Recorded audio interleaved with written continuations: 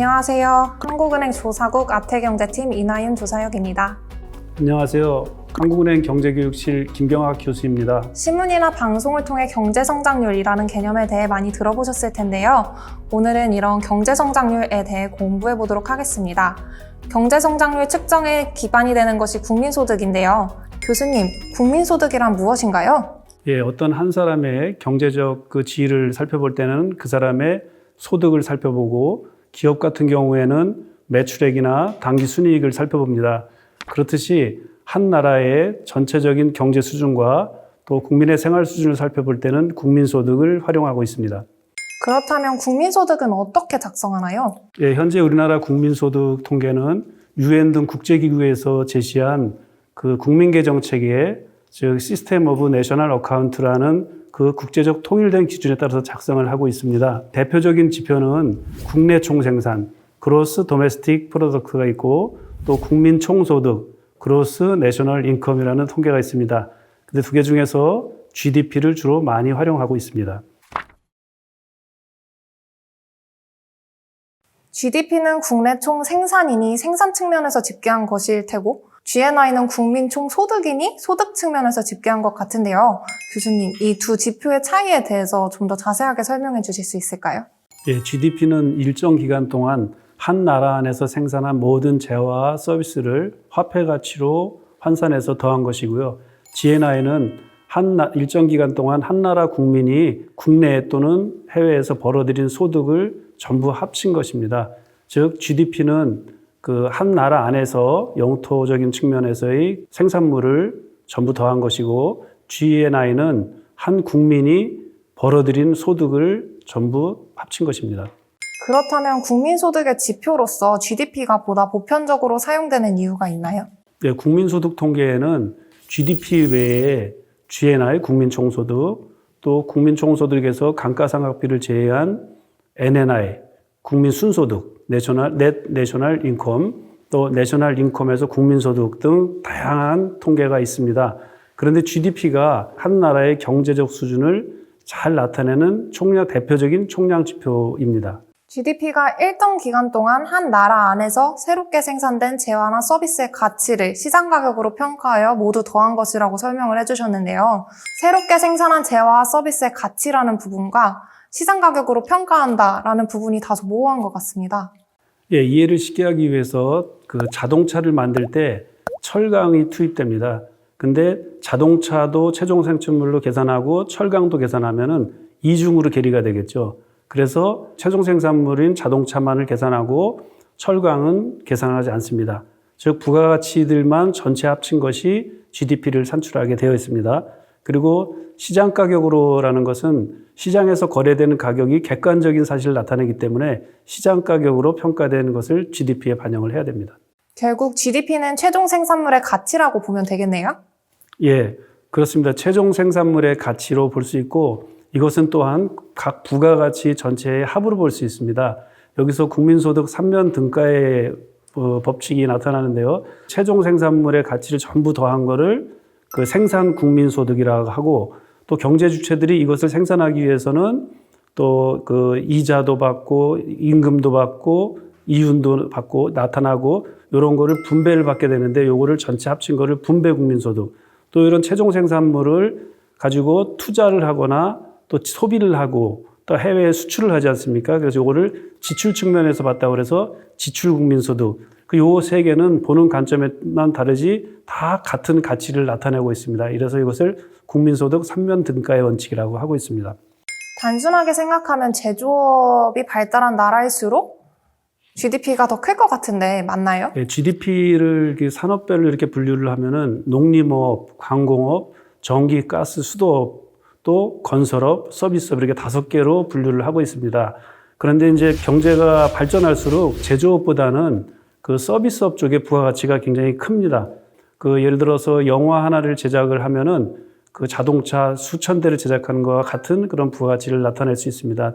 또 한 국가를 예를 들어 보면은 싱가포르 같은 경우에는 그 1인당 국민소득이 6만 불을 훨씬 넘습니다. 우리의 2배 정도 되는데 그 GDP의 구성을 보면은 금융, 서비스, 컨설팅 그런 쪽의 분야에 상당히 많은 비중을 차지하고 있습니다. 그렇다면 현재 우리나라의 GDP는 어느 정도 수준인가요? 우리나라는 현재 2019년 기준으로 1조 6천억 달러 정도 되고 이것은 세계 10위 수준입니다. GDP와 GNI의 장단점이 각각 존재할 것 같은데요. 한 나라의 경제 수준을 평가하는 데 있어서 어떤 경우에 GDP 혹은 GNI를 사용하는 것이 더 효과적으로 분석할 수 있는 것인지가 궁금합니다. 한 나라의 그 전체 생산물의 측면으로 비교를 할 때는 GDP가 유용하고요. 또 한 나라 국민들의 소득 수준을 서로 비교할 때는 GNI가 더 유용합니다. 그렇다면 GNI가 높은 나라일수록 국민들의 경제적 생활 수준이 더 높다고 볼 수 있는 건가요? 한 나라의 경제력이나 그 경제 규모는 그 국민 총생산이나 국민 총소득 이런 걸로 비교를 할 수가 있죠. 그런데 실제로 생활 수준을 살펴보려면 인구수를 감안해야 됩니다. 예를 들면 중국 같은 경우는 생산도 굉장히 많이 하고 경제력도 굉장히 높은데 인구가 많아서 1인당 국민소득이 낮아서 선진국이라고 얘기할 수 없죠.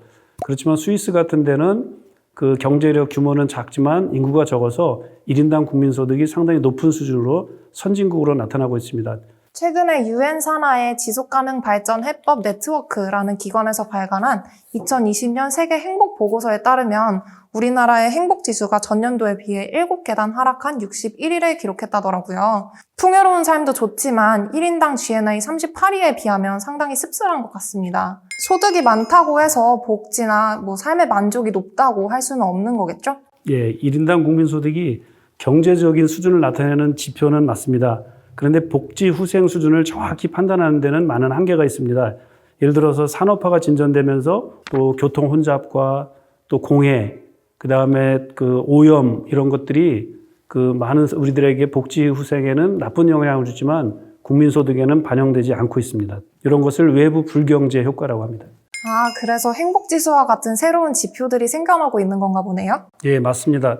그래서 국민소득에서 환경손신분 요거를 감안한 그린 GDP를 개발을 하고 있고 또 그 국민행복지수, 더 나은 삶지수 같은 새로운 지표를 개발하고 있습니다. 그 최근에는 디지털 경제의 급속한 발전으로 우리 삶이 풍요로워졌지 않습니까? 요것도 반영을 할 준비를 하고 있고 또 에어비앤비, 또 우버 같은 숙박 공유나 교통 공유 이런 거에 대해서도 그 GDP 통계에 반영을 하려고 준비를 하고 있습니다. 이러기 위해서는 많은 기초 통계가 확보되어야 할 것입니다. 지금까지 국민소득에 대해 알아보았습니다. 교수님 설명 덕분에 저도 국민소득에 대한 이해가 보다 깊어진 것 같습니다. 교수님, 경제성장률은 무엇인가요? 예, 경제성장률은 물가 요인을 제외한 국내 총생산, 즉 GDP가 전년에 비해서 금년에 얼마나 성장했는지를 백분율로 나타내는 것입니다. 그래서 이 경제성장률을 통해서 한 나라의 그 소득 증가 내지는 그 일자리 창출 규모 이런 것을 파악할 수 있습니다. 또 여기서 물가 상승을 유발하지 않고 GDP 증가할 수 있는 거를 잠재 경제 성장률이라고 합니다. 이 잠재 경제 성장률과 실제 나타나는 경제 성장률을 비교해서 다양한 경제 정책을 펼 수 있습니다. 최근 경제 성장에 있어서 세계적으로 주목받고 있는 나라가 있을까요? 예, 호주의 경우 1991년부터 2019년까지 매년 2에서 5%의 경제 성장률을 기록했습니다.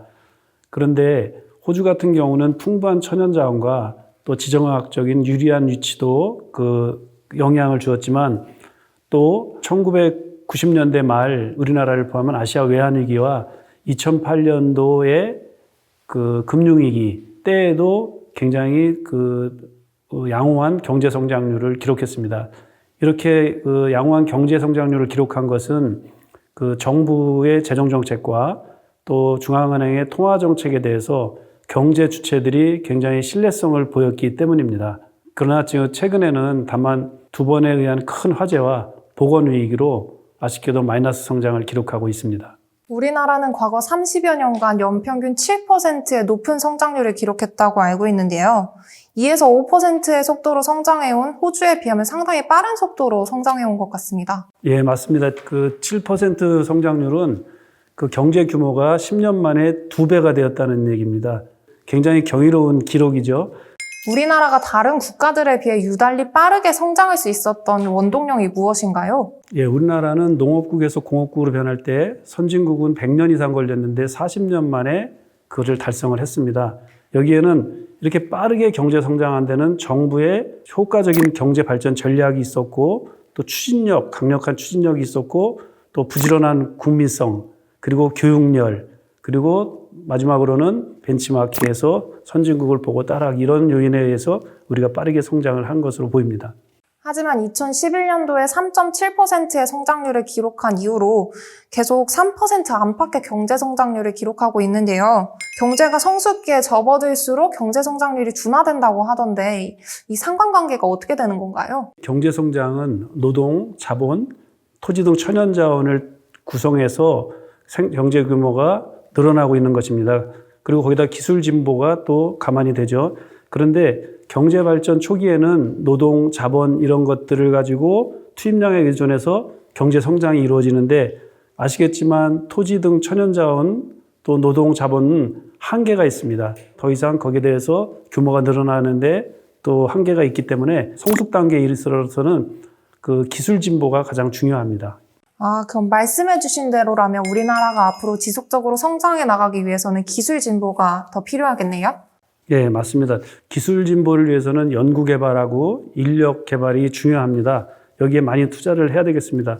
앞에 말씀드렸듯이 우리가 농업국에서 공업국으로 바뀌는데 40년이 빨리 걸렸지 않습니까? 그거는 선박, 자동차 이런 중화학공업 중심으로 수출을 중심으로 해가지고 우리 경제가 굉장히 빠르게 성공을 했습니다. 그런데 지금은 앞으로 더 빠른 시일 내에 더 선진국으로 도약을 하려면은 그 고부가가치를 창출하는 바이오, 로봇, 전기차 이런 부분에 대해서 저희들이 투자를 강화해야 되겠습니다. 아울러서 금융 등 서비스, 부가가치가 높은 이런 부분에 대해서도 많은 투자를 하여서 우리 경제 구조를 바꿔나가야 됩니다. 그래서 1인당 국민소득을 높여나가야 되겠습니다. 그리고 아울러서 우리나라가 현재 지금 나타나는 양극화, 산업 간, 부문 간 양극화가 심화가 되고 있고 저출산, 고령화 진전은 우리나라 성장 잠재율을 떨어뜨립니다. 그래서 정부에서는 이 해결을 위해서 인구정책, 적극적인 인구정책, 또 양극화 해소 정책, 그리고 각종 규제를 철폐하는 그런 적극적인 정책이 마련돼야 하겠습니다. 지금까지 한 나라의 경제 성적표라고도 할 수 있는 국민소득과 경제 성장에 대해 알아보았는데요. 국가든 개인이든 보다 성숙한 삶을 살기 위해서는 양적인 성장보다는 질적인 성장을 추구해야 한다는 메시지를 던져주신 것 같습니다. 알기 쉬운 경제 이야기 마치도록 하겠습니다. 감사합니다.